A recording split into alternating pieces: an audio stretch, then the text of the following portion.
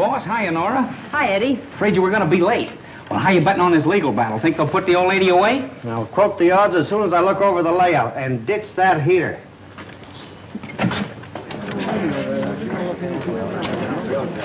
Hi, Mr. Denham. Oh, good morning, Mr. White. Hey, boss, how about me grabbing a couple of shots before things get started? Sure, go ahead. Who is he? That's that famous columnist. I invited him here.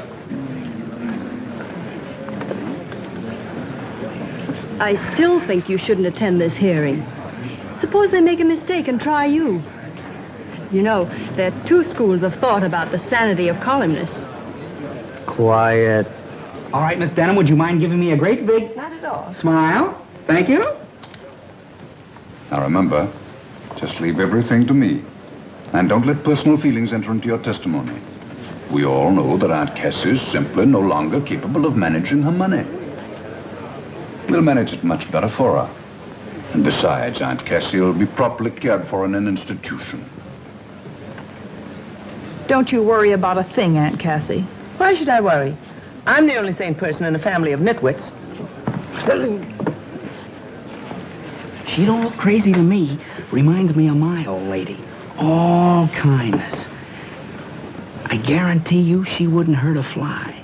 But you ought to see those wolves. You can see dollar signs all over their faces. They're just hoping to put the old lady in the funny house so they can spend all that dough she's got. Yeah. You got it, brother. You got it.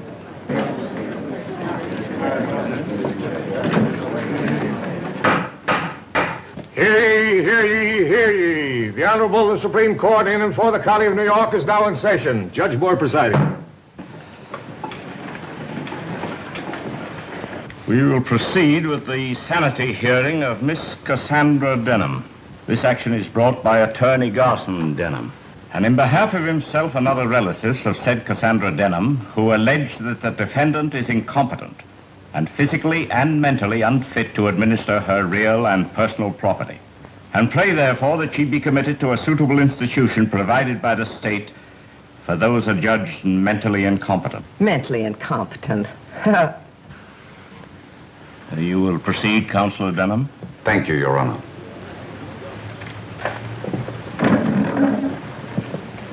With your permission, I'll call the defendant in this action, Miss Cassandra Denham.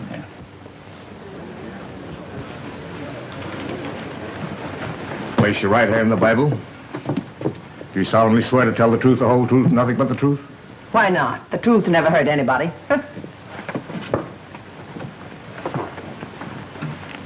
Where is your attorney?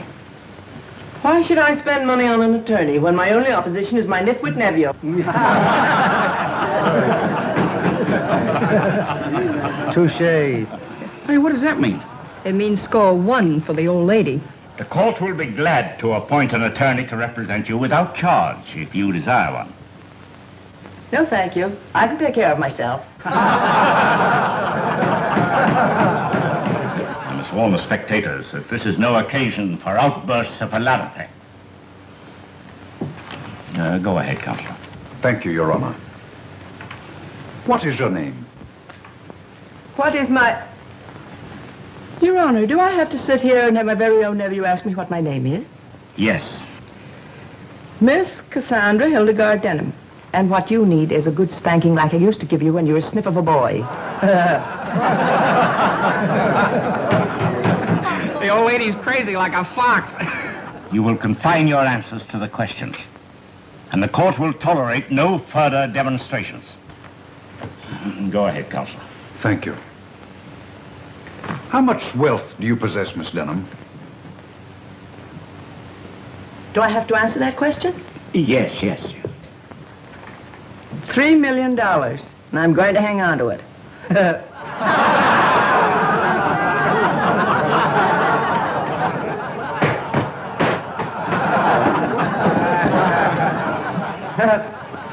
Another one of those things, huh? Yeah, what?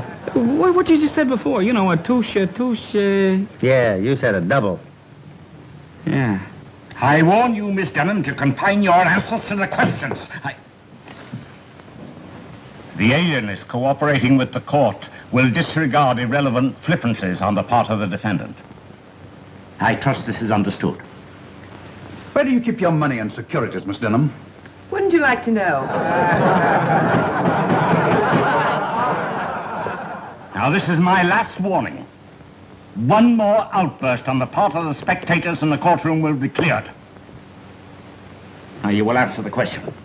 I refuse to answer on the ground that my money is my own until you decide it isn't. And in the meantime, it's none of his business. There's the smartest crazy woman I ever saw. Your objection is well put.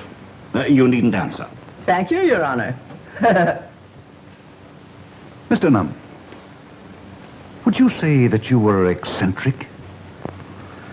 I live my own life, if that's what you mean. Did you or did you not recently give $500 to a man you'd never met? A total stranger? Not exactly a stranger. He was a farmer who lived up the road a piece from me. He was about to lose his farm, and I gave him the money so he wouldn't lose it. Did you demand any security for this gift? Why should I? The man's honest. I thought he'd sleep better without a mortgage hanging over his head like Damocles' sword. But you did give this man $500 with no security whatsoever. Yes. Yes. Well, there you are, Your Honor. You see, it's perfectly obvious that my aunt is dissipating her assets. They're my assets. I'll give you 10 to 1 she never sees a padded cell. What do you think I am, a sucker? Yes. Proceed. Miss Denham, tell me, is it true that you use vinegar on your apple pie? Why, yes. Explain to the judge and the alienists, if you will, please, just why you doused vinegar on your apple pie. Gladly. That fat cook of mine makes them too sweet. She's done it for years. She wants to put weight on me.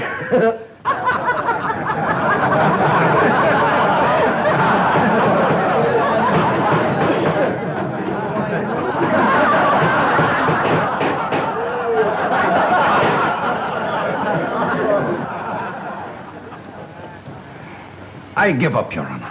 You should have done that long ago. This action is dismissed for lack of evidence. Hearing adjourned. Your Honor, Yes? I want to thank you. And if you ever come my way up in the mountains, drop in and have some apple pie. Without vinegar. Thanks. Yeah, maybe I'll do that. But I like vinegar on apple pie.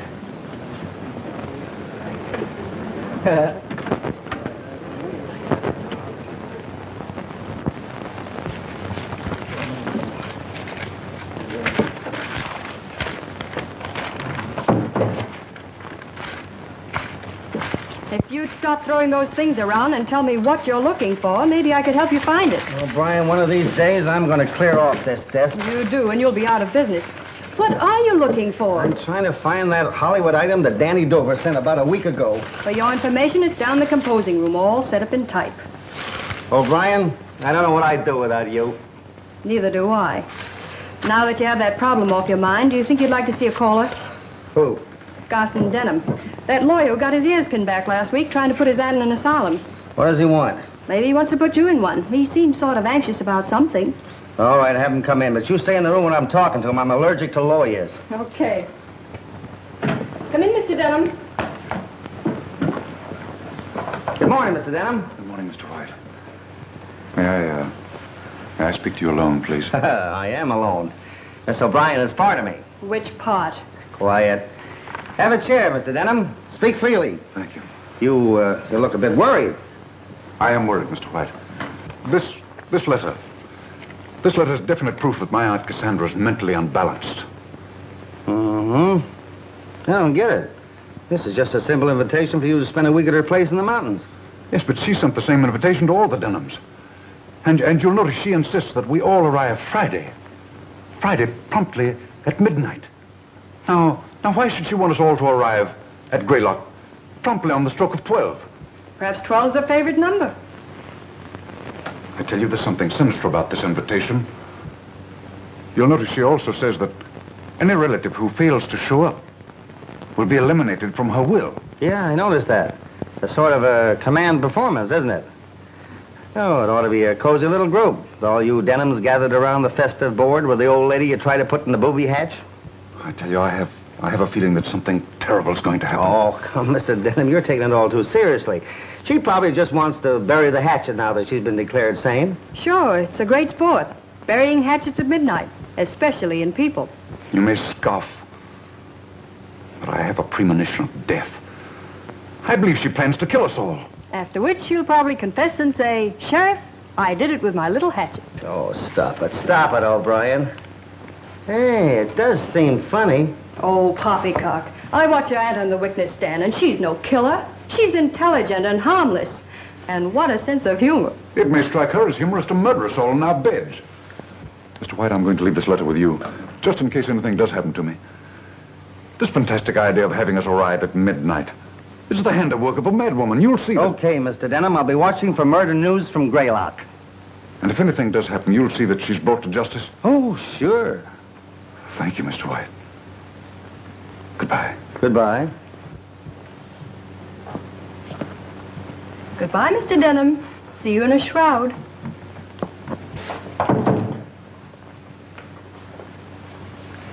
Well? You know, this has all the elements of a swell murder mystery. Greedy relatives try to toss wealthy aunt into the booby hatch so they get a hold of her money. Wealthy aunt outsmarts them and is declared sane. Then she invites them all to her place in the mountains to spend a week and tells them to get there exactly at midnight. Midnight. That midnight angle intrigues me. Forget it. How about your stuff for tomorrow night's broadcast? Midnight. Now, why should she insist on midnight? She probably saw the cat and the canary. Now, will you please go back to work? Okay, O'Brien, you slave driver. Here's the lead for the broadcast. See, I'd like to sit in on this little gathering. You know, it ought to be funny. I wonder if I drove up there in my car to Greylock. Oh, well.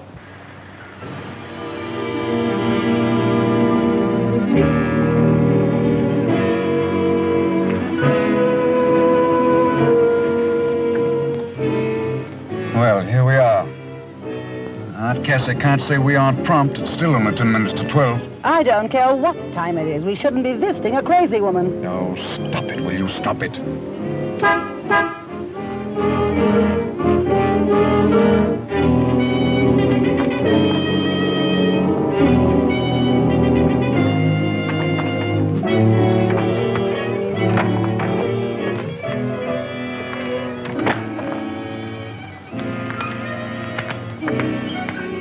Oh, good evening, Eric.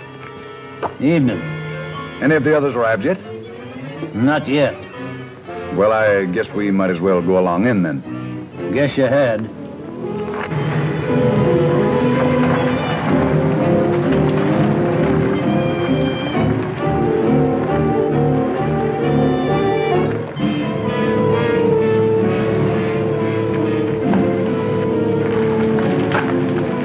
Morning, Eric. Ain't morning.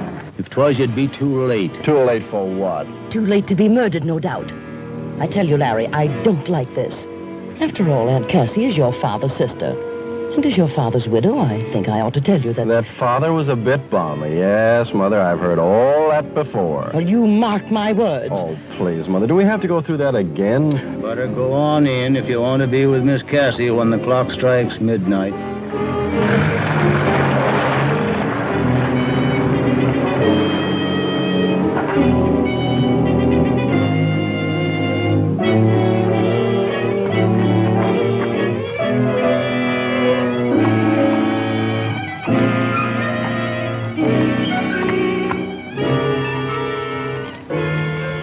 They're all here, aren't they?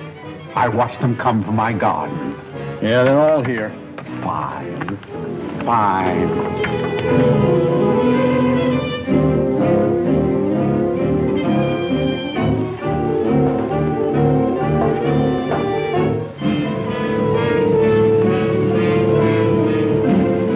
For goodness sakes, Garson, stop that pacing. You're making me nervous.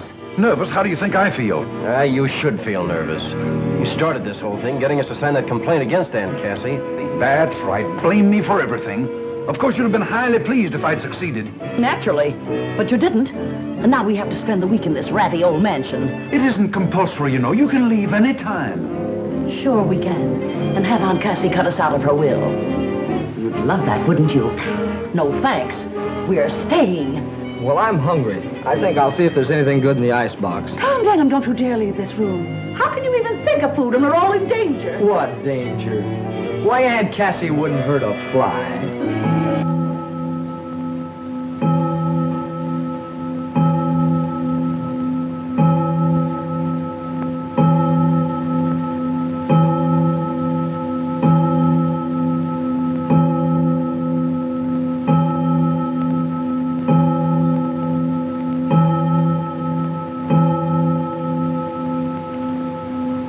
Welcome to Greylock, my precious relatives. Aunt Cassie and Cousin Mary. Aunt Cassie, I know that I speak for all of us when I say that we're delighted to be here. We certainly are. And I always look forward to visiting your charming old mansion. Greylock is such a lovely, restful place. Oh, Aunt Cassie, you look younger every day.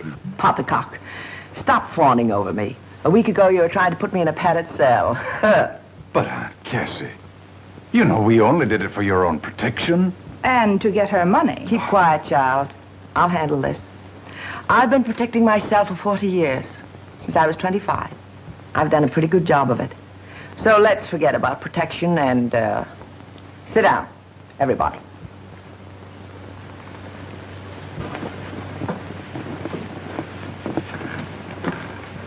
First, I want you to know I brought you here for a purpose. I want to study you all for a week. Just like a scientist studies rats and guinea pigs in his laboratory. After all, I'm 65. I can't live forever. Everyone must die someday. Oh, please, Aunt Cassie, don't talk about dying. Why, you're the picture of health.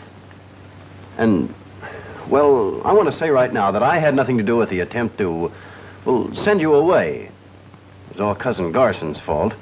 He talked everybody into signing the petition. Silence. I don't care who started it. The fact remains that sooner or later I'll leave this vale of tears and laughter. And when I do, I leave $3 million. The bulk of it will go to the one I find most worthy. Which means, of course, I leave it to someone in this room. The worthiest of an unworthy lot. But I warn you, flattery will get you nowhere. So be yourselves. We'll retire now.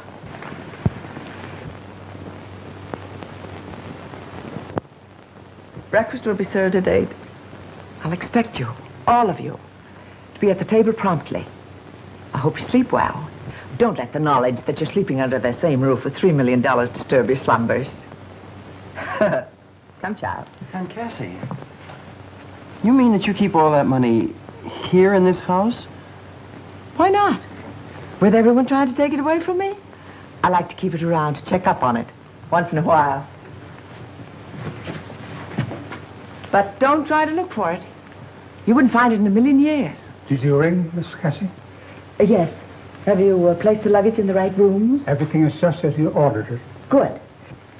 Now we'll all have a splendid night's sleep. Come along. I'll distribute you.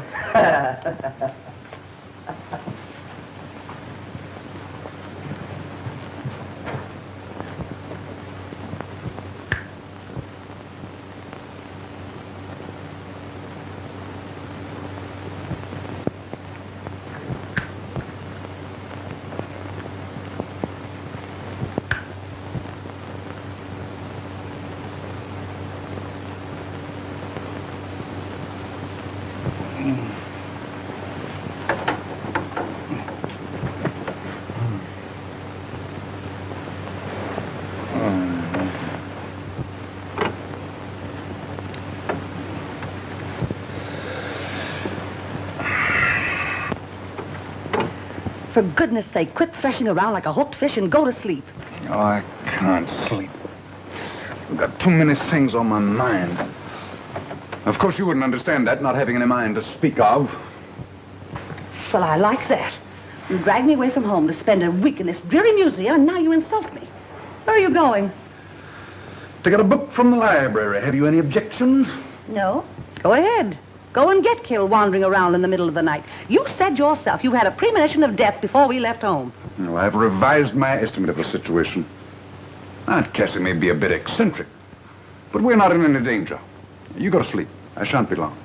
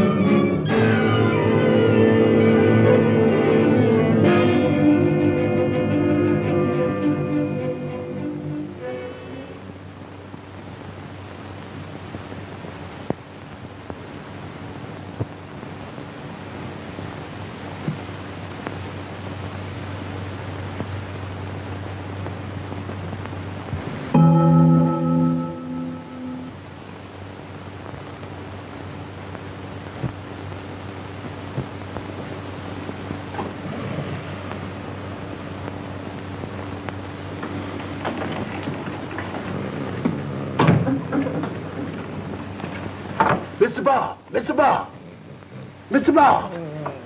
Ain't no use in digging in pulling on covers. You got a telephone to answer. Wake up now. You certain is asleep in this man? Oh, give me those covers. Your big trouble wants you on the telephone. Ain't no use arguing with Miss Nora. Oh, Brian. Oh. Boy, at 10 o'clock in the morning, she knows better than that. Tell her I never talk to anybody in my sleep. She said you'd jump right out of bed if I tell you Lawyer Denham had met her with some killing. What? Yes, indeed. And Mr. Denham's a corpse. Well, why did you say so? I kept trying to, sir. Well, pack me a bag. Hurry up. Oh, yes. Hooray, you murdered me.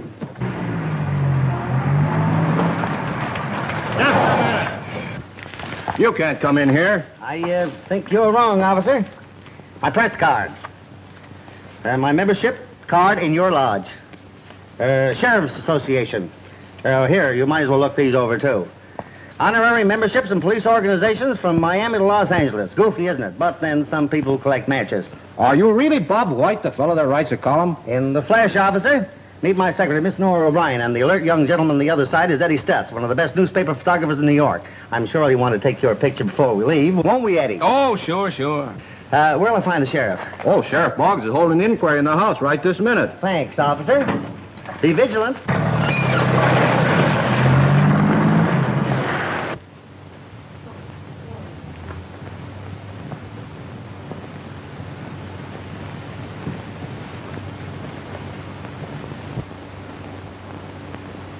Somebody in this room killed Garson Denham with that knife, and I propose to find out who did it. Why don't you get on with it instead of walking up and down talking your head off? Murder cases take time. I've got to do a lot of deducting. Deducting? You sound like a millionaire making out his income tax.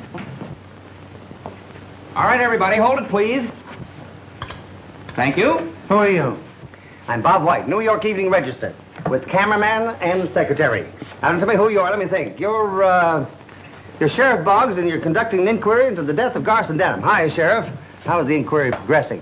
Well, confidential, Mr. White, it ain't going so hot. Oh. They won't talk. Nobody knows nothing. Open and shut case, huh? Mostly shut. Shudder in the dickens, but I'll solve it. You may not know it, Mr. White, but I'm a regular reader of your column. Well, thanks, Sheriff. Make a note of that. I got another reader. Maybe when I do solve this dastardly crime, you can write one of them editorials about me, like you wrote about J. Edgar Hoover or Dr. Defoe. Well, I'd be glad to, Sheriff, but how about the crime? Got any clues? Only this knife. I found it sticking in the corpus delicti. Take a look at it. No, Sheriff. You take care of that. I'm allergic to knives. Dates way back to the time you learned to use a fork. Quiet. Well, Miss Denham, I see your family reunion got off to a nice little murder. Something's always interfering with my plans. If you mention me in your column, be sure and spell my name right. Oh, you read my column? Yes. Oh, thank you. I was scared to death they'd ask me that on the witness stand. If I'd admitted it, they'd have thought sure I was crazy. You know, Miss Denham, you and I are just going to get along fine. Just fine. I tell you, I got orders not to let anybody in here. Tell me I can't come calling Cassie Denham when she's in trouble. Get out of my way. Why, what are they doing to you, Cassandra? Are they accusing you of killing Garson Denham? If they are, I can tell them they're wrong. Any man who went snooping around like he did last night was bound to get his comeuppance. How do you know he was snooping? I saw him through the library window. What time was that? About 1 o'clock in the morning. Trowbridge Montrose, what were you doing looking through my library window at 1 o'clock in the morning? Probably looking for a book. Speak up, Mr. Montrose. How'd you happen to be snooping at that hour? I was walking in my garden. All of a sudden, I saw a light come on in Cassie's library. I peeked through the window and saw Garson Denham snooping, looking behind pictures and pulling books from shelves. What else did you see? Well, that was all. When he quit snooping and sat down to read, I went home. Do you generally walk in your garden at 1 o'clock in the morning? Always, when the flowers are in bloom. The scent of flowers at night is much sweeter than it is in the daytime. I love the scent of flowers at night. Your name wouldn't be Ferdinand, would it? No. I was christened Trowbridge Cadwallader Montrose. However, my grandfather's name was Ferdinand. That explains it. Probably hereditary. What is hereditary? Look, Mr. Montrose, suppose we forget the whole thing? Mr. White, what is your theory of this crime? Well, Sheriff, I haven't had time to theorize, but I have a suggestion. What is it? I have a friend in New York by the name of Philo Christopher. Now, he writes murder mysteries. If I sent for him, probably he could help. Oh, no, you don't. I've read all his books, and I don't like the way he solves his crimes. He always brings in an outside character in the last 3 pages and pins the murder on him, just to fool his readers. Nobody's going to pin this murder on an outside character. Somebody in this room killed Garson Denham, and I'm going to apprehend the guilty party. An admirable determination, Sheriff, and well put. In the meantime, we'll go to the village and arrange accommodations. You'll do nothing of the kind. We have plenty of empty rooms here, and you're welcome to stay. In fact, Mr. White, you can sleep in a bed George Washington once slept in. What, another?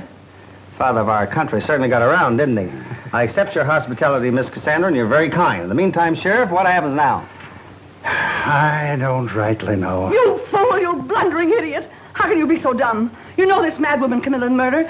Why don't you arrest her? Now, take it easy, Mrs. Denham. I've got no proof that she killed your husband. Proof? Proof? What more proof do you want? She invited us here for a visit and insisted we arrive at midnight. Then she informed us she's going to study us for a week, like rats or guinea pigs. She had every reason to kill Garson, because he wanted to put her where she belonged, in an asylum. I demand that you arrest her. Now, hold on. Aunt Cassie's been doing queer things around these parts as long as I can remember. But she ain't crazy. The court just decided that. And I'm arresting nobody till I've got proof. You fool! You're protecting a murderess. Tom, take me home. I'll not stay in this house another minute. Oh, yes, you will. Nobody's leaving Greylock till I apprehend the killer. Tom, take me to my room. You all heard what I said. Nobody's leaving the grounds until this crime's cleared up. I'll have men guard the place day and night. That's all for now. But what about me? I live next door. You can go home. My men will keep an eye on you. Maybe after you get unpacked, you'd kind of like to talk this case over before the coroner gets here. Thanks, Sheriff. I'll be glad to. Seton, see that the press is made comfortable. Yes, ma'am. Come, Mary. I don't like this, Sherlock. I'm scared stiff. Chin up, Watson.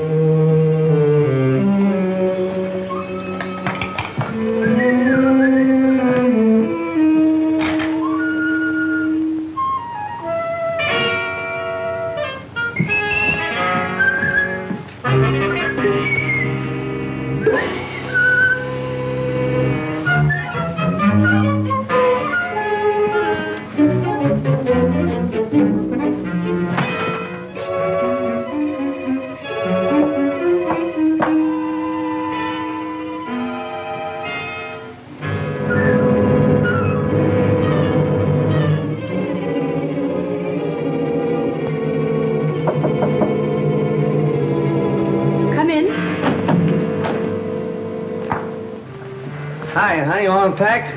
Just about. Charming old place, don't you think? Yes. Wonderful view from that window. Have a look. Yeah?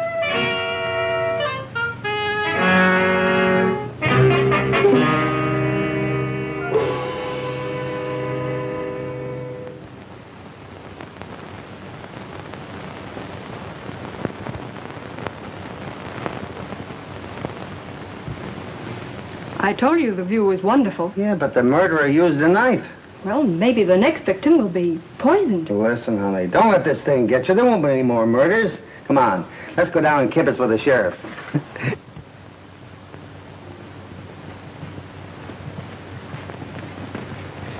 Hi, Sheriff. Any fingerprints?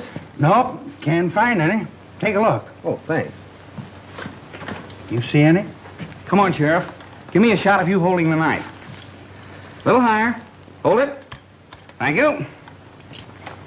Has the corpus delicti been removed yet? Nope, it's still in the library where the coroner left it. The undertaker's coming from the village. Do you mind if I take a look at it? No, come on. Thank you. You better stay here. This is not for you. I'm a newspaper man. I can take it. Hey, wait a minute. That ain't Garson Denham.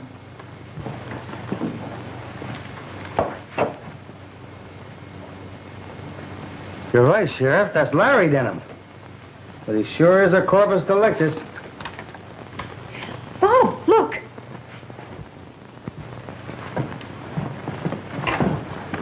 Whoever knocked him off must have come in the window. You're a smart fella. No signs of anybody. I'm going to round up everybody and question them. They can't do this to me. Killing a man in broad daylight, and I'm right in the next room.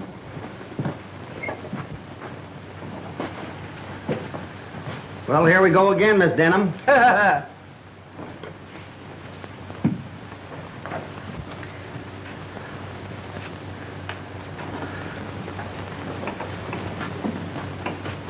What happened? Have they found the murderer? Well, if he hasn't, my bathwater's getting cold for nothing. Be quiet.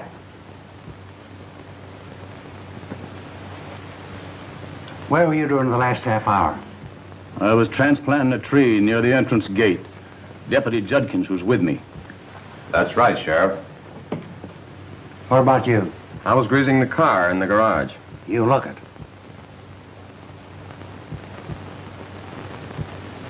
What were you doing? I was making apple pies, and I'll never be done for dinner at this rate. You got an alibi? I was counting the laundry. The cook saw me.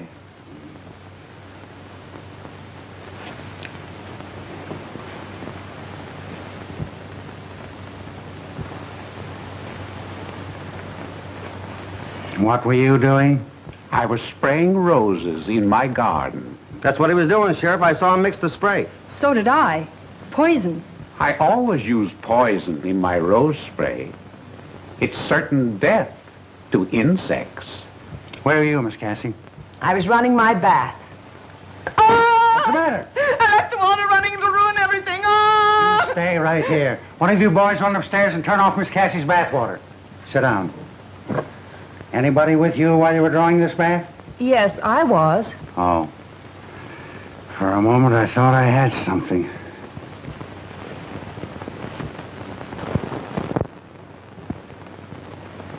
And I was walking in the garden by the summer house. You didn't walk by the library by any chance, did you?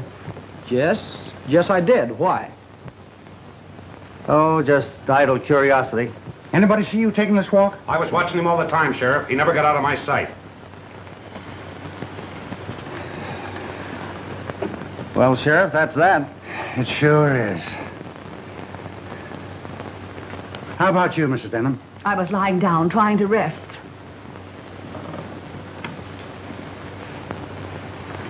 Where's Larry? Sheriff. Where's Larry? Well, see, Larry's not here. hey, you're right, ma'am, he ain't. He's dead. Dead? You mean Larry's been murdered? Yes, not only that, somebody stole the other corpus delicti. I told you to arrest her. I warned you this thing would happen. Woman is mad. She'll kill us all. Larry! My poor Larry! What do I do now? Well, did you call the coroner? No, I plumb forgot it. One of you boys call the coroner right away. That's all for now. What I said about nobody leaving the grounds still goes. Hello, Mary.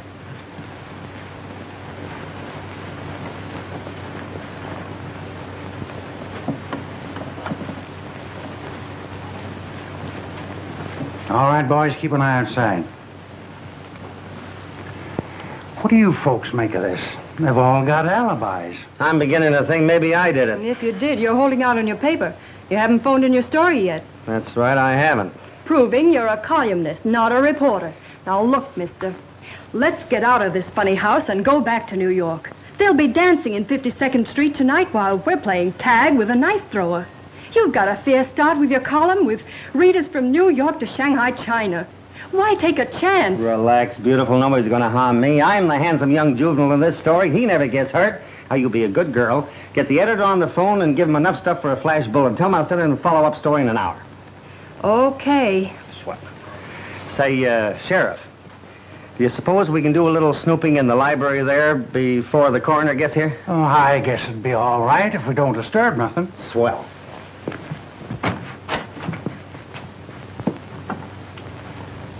It's gone. There ain't no corpus delicti. Things are now beginning to conform to pattern. What are you talking about?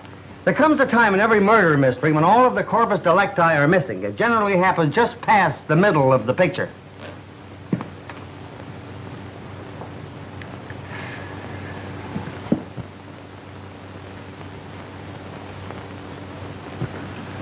I know how you feel, pal. This thing's got me stumped, too. But we'll both keep trying. We'll think it out together, eh, pal?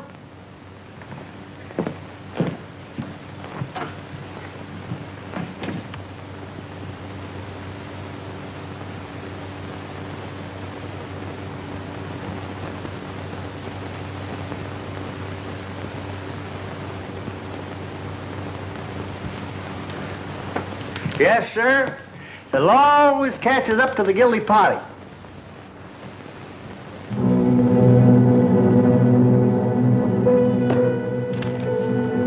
Leave Greylock at once or you will die.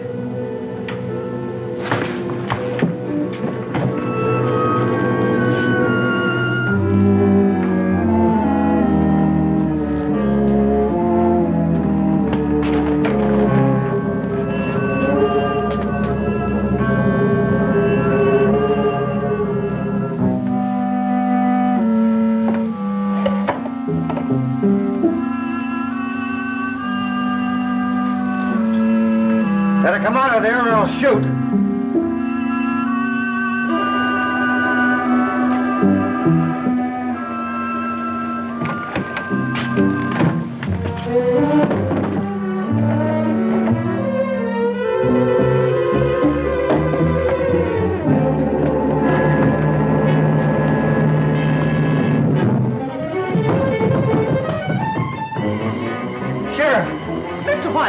Quick, never mind my shirt. I just found the bodies. Where? Fell out of a closet in my room. Lead the way. Where are the bodies? I don't see anyone. Why, they're gone. Are you sure you're not ill? You got a bottle you've been holding out on me. Why, I tell you, they were right there. I came out of that bathroom, and the statue was gone. There was a note there saying, you leave Gray like I was or you die. I rushed to the door, and it was locked. I looked at the key, and I saw it was turned. So I knew there was somebody inside this room. So I went to the window there, and it was locked. So I grabbed my pistol out of that drawer. Then what? And I pointed right at the door, and I said, come out of there, and I'll shoot. But they didn't come out. So I went over to the door like this, and I pulled it wide open. There they are again. Who's crazy now? Huh? Give me time, I'll find out who stole that statue and wrote that note, too. I don't care anything about statues and notes. Somebody call the coroner and undertaker. I've got the 2 corpus delictuses, and by golly, nobody's going to take them away from me. Sheriff, don't you think you ought to let my relatives go home? If the whole family is killed off, there'll be nobody to inherit my money. Sorry, Miss Cassie. Nobody leaves till I find the killer. Don't say I didn't warn you. I'll bet you a pretty penny there'll be more killings before this thing is over. Now, Mary. 10 o'clock and time for the last-minute news and flashes. Fernbrook, New York. Sheriff William Boggs, in charge of the investigation of 2 murders which occurred during the past 24 hours at Greylock, the lovely mountain estate of Miss Cassandra Denham, issued a statement an hour ago predicting early apprehension of the killer. Several important clues have been unearthed, the sheriff declared. Detroit, Michigan. Pickets picketed pickets today when... Oh, you've got some new clues, eh, Sheriff? Well, not exactly, but after all, I've got the corpus delictuses. But nothing else? No, but I've got the place guarded. Not a soul can get past my men going or coming. Good evening, everybody.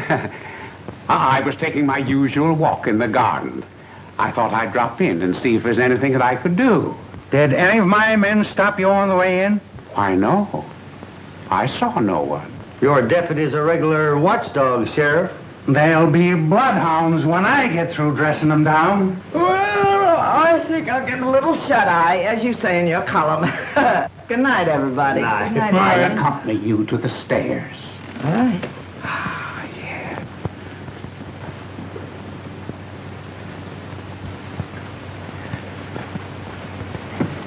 Cassie, is there anything you want to tell me? No. Remember, I'll always stand by you. Don't overdo it. Good night. Good night. That sweet little soul who just left gives me the jiving jitters. I wonder who she'll kill next. Here, you cut that out. You're as jumpy as a pogo stick. She's not a killer. How do you know she isn't? Because she's not strong enough to shuffle the bodies of 2 full-grown men around like a set of Indian clubs. I guess you're right. How about a breath of fresh air before we turn in? I need it. How about you, Ed? No, thanks. Night air irritates my throat, unless it's in nightclubs. I'll grab a couple of shots of the Chamber of Horrors while you're gone. That room fascinates me.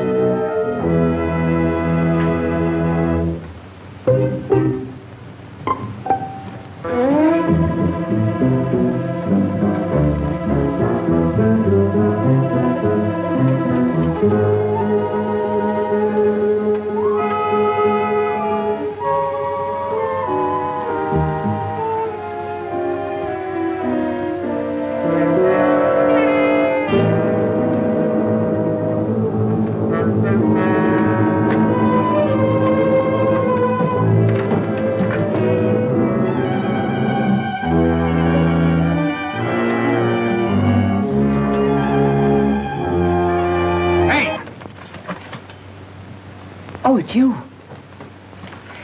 Did you get a good picture? I never miss. That's fine. If they look anything like me, I'll buy a dozen. Well, that is, if the price is right. Look, Miss Cassie, are you nuts? The law says I'm not. Then why are you wandering around in this subway? Looking for a new victim, I bet you. You think I'm a murderess? If you ain't, why are you here? Can you keep a secret? I'm a newspaper man. Answer my question. Sure, I can keep a secret. Follow me.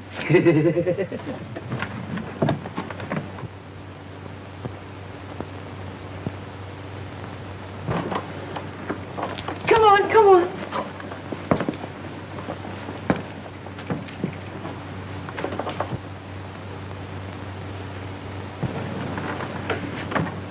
I don't suppose you've seen many $10,000 banknotes in your day, have you? $10,000 banknotes?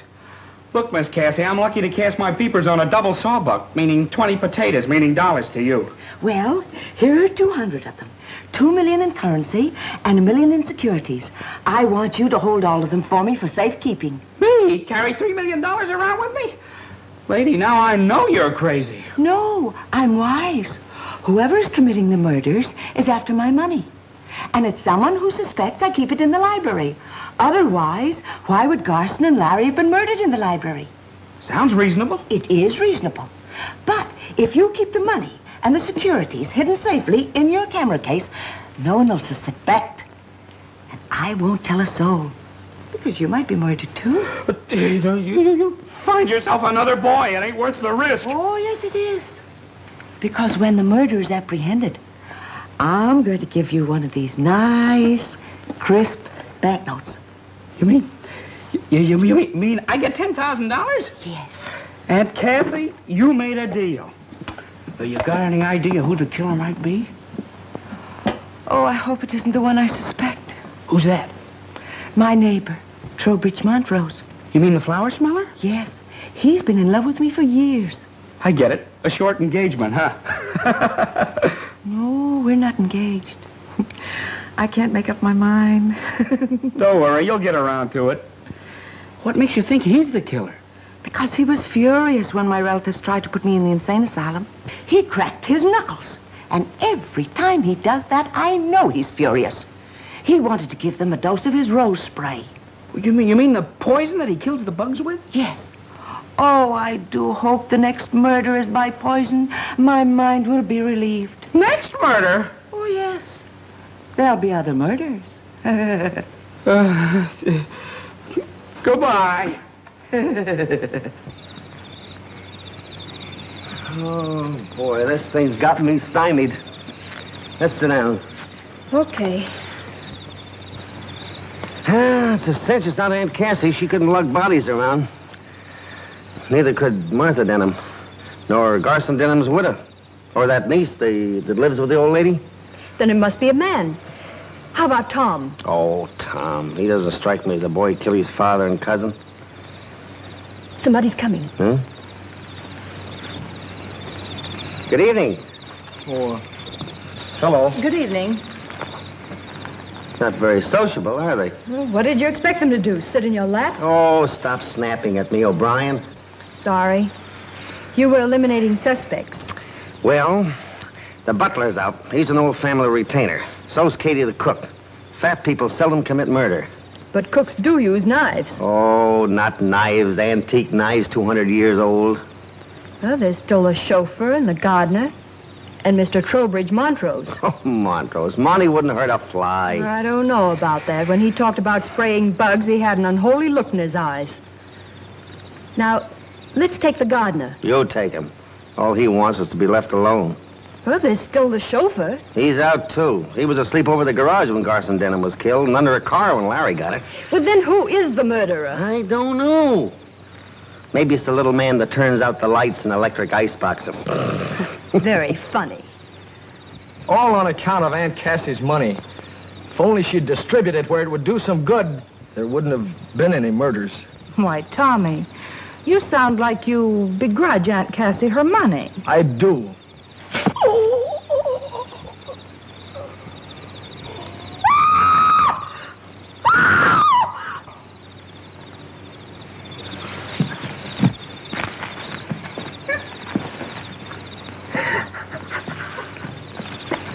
He's dead. Who did it?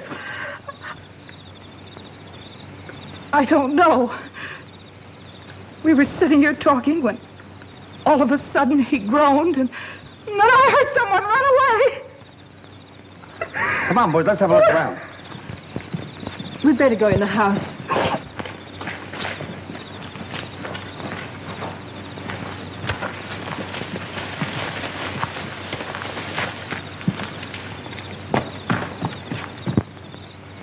Hey, somebody over by that big tree.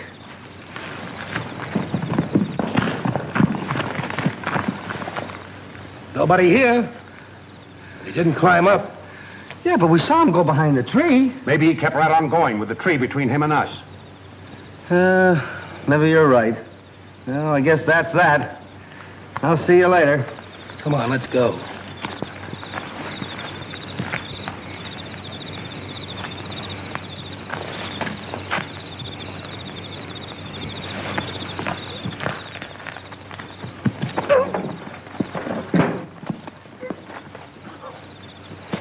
Oh, it's you. Well, who'd you think it was?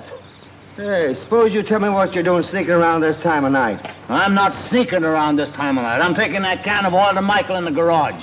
Oh, yeah? Well, come on. Let's see what Michael knows about this. Come on. Anybody here? Yeah. You want something? You send this fellow for a can of oil? Sure I did. What about it? Well, for your information, there's been another murder. Someone just killed Tommy Denham. Young Tommy? That's why I tackled you in the garden. Wouldn't you know it?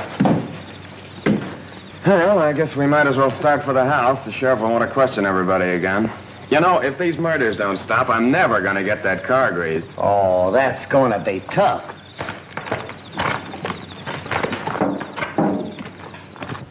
It's the same thing all over again. Everybody was everywhere else except where the murder was committed. Somebody's lying. Somebody in this room murdered 3 men. How long are you going to go on being a fool? You know she's the guilty one. I almost wish you were right. I'd confess and get it over with. It's all because of my money. If I thought I could expose the murderer, I'd destroy Greylock and all my wealth this minute. Cassie, what are you saying? I mean it. Sheriff, I wonder if I could have a word with Miss Cassie alone. Sure, go on. Thanks, Sheriff. Miss Cassie, would you mind stepping into the library for just a moment? Not at all.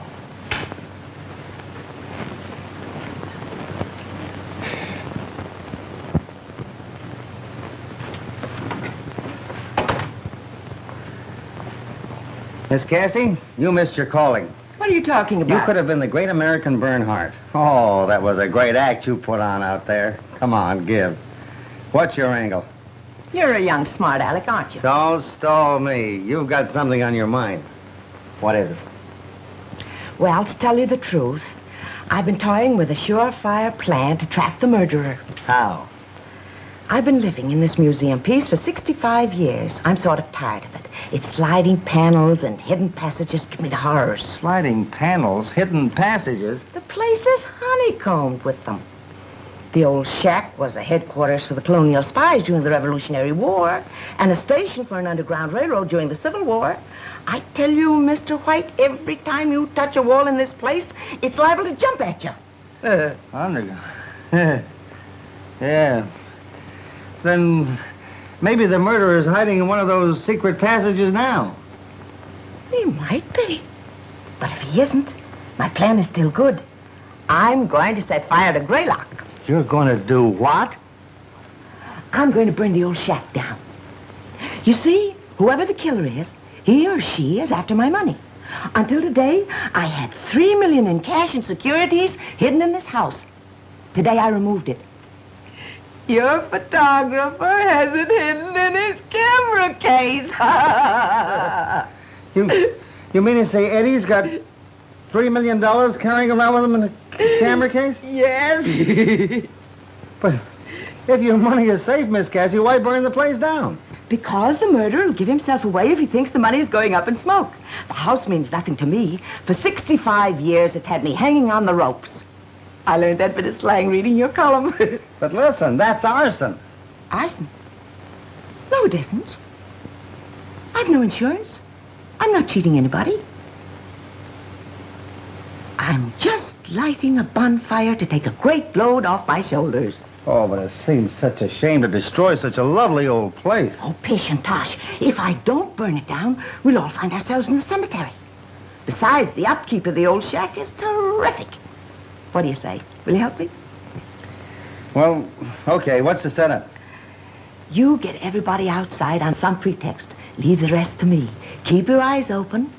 And the first one who makes a break for the house is the murderer. So long, Mr. White. Hey, what do you mean, so long? Keep your eyes open. I certainly would. So long, Mr. White.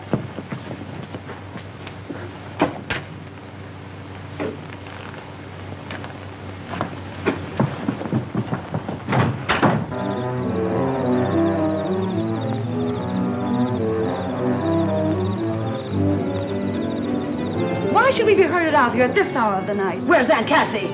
Calm yourself and don't ask questions. Hey, look!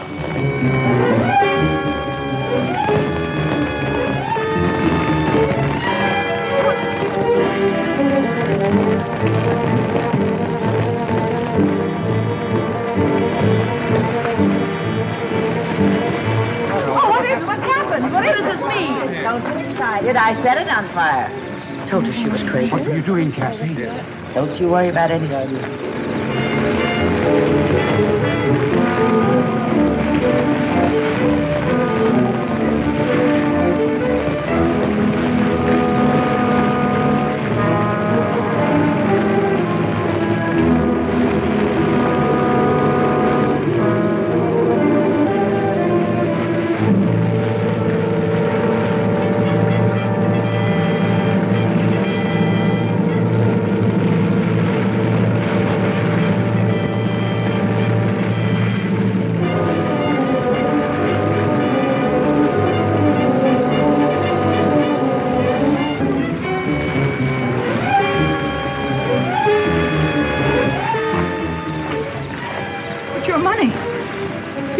In there.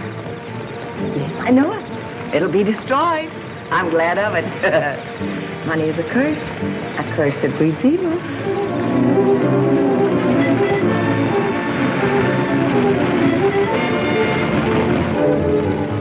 Your eyes open for the break.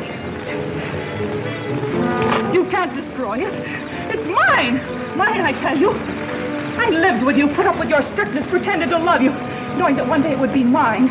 Oh, I hated you. Yet I pretended to love you, knowing that someday you would die and your money would be mine. And then when the others stepped in, I killed. Yes, Michael and I murdered so that one day it would all be mine. I would be your only heir. Turn her loose. Don't shoot! My husband!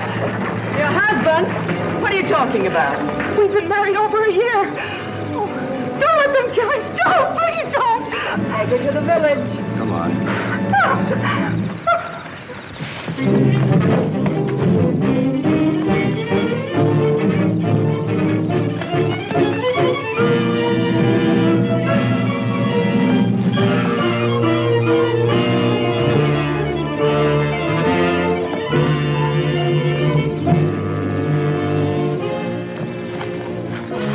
Where is he? I swear he dashed behind this tree. I saw him, too. So did I. Come on. How come you're not playing Daniel Boone with the sheriff and his boys? It's not quite time for the Marines to move in. Are the Marines coming? They're practically here. Folks, follow me. I'm about to catch a killer. Come on, folks. Help me get this car off the grease pit.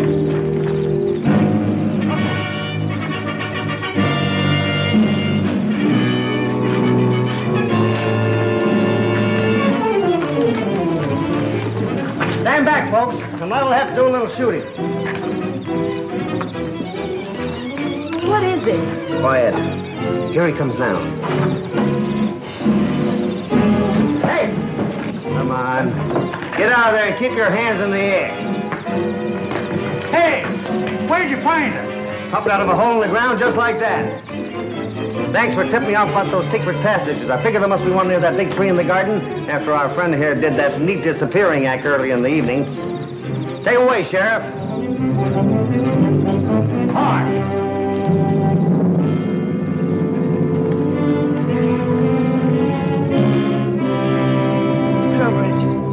Will you marry me? Cassie, do you mean it? Of course I do. I've got to live somewhere now that Greylock's no more.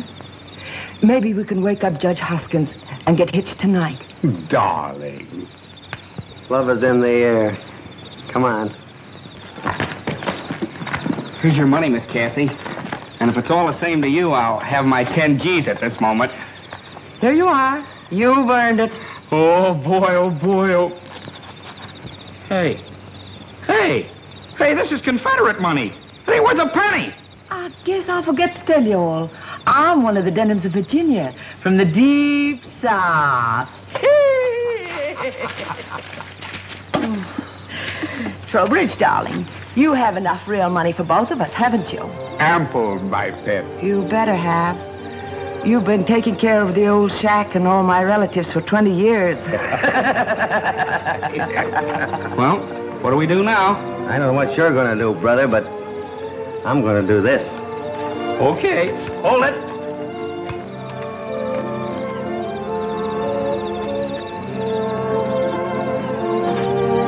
The Hayes office ain't gonna like that long kiss.